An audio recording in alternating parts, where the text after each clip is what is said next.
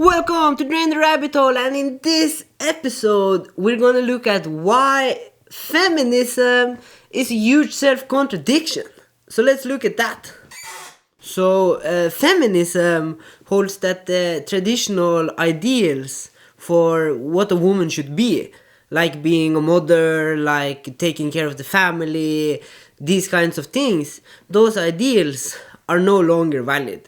Instead, the new ideal is for a woman to be independent, she should be able to take care of herself, because you cannot trust a man, these kinds of things. And they also say that the old ideal, where a woman should be like a mother and take care of the family, that was enforced upon them by an oppressive regime.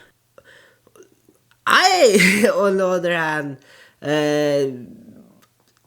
look at this and I look at the society that we have today, where what has happened, and I'm thinking that you haven't liberated women, you have turned them into an economic asset. If you had, you have basically doubled the amount of workers in your economy by liberating the woman. And what has really happened is that the birth rates have plunged. But this is, of course, not only because of women. There is also an cost crisis, affordability crisis that has made it so expensive for people to have children. But a large part of that is also that women started, the ideal of what a woman should be got changed to that a woman should have a great career and these kinds of things, and then family come in the way. And if you think that a large, or the main reason why that has happened, the decline in the birth rates, that is a cost problem, then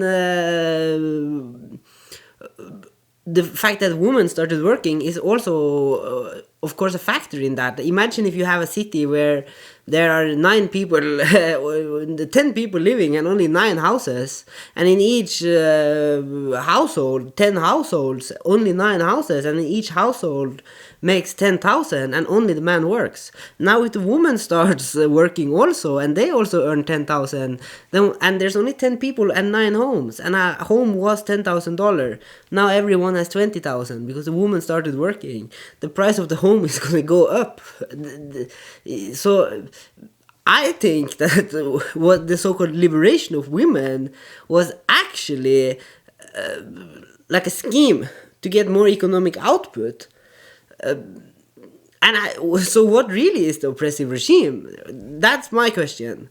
And the main reason why this is a huge self-contradiction is that in order to finance this increase in economic output, the cost is to decline in birth rate.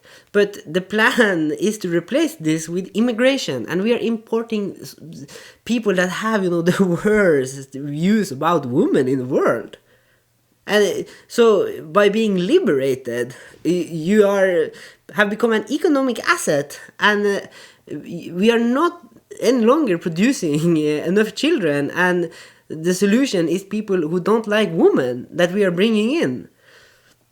That to me is a self-contradiction. Another huge self-contradiction is that the same women, the feminists themselves, agree that the natural ideal is for a woman to be a mother. They agree. When feminists really praise the coming of sexual prevention, like condoms and pills, and they are saying that this really liberated women.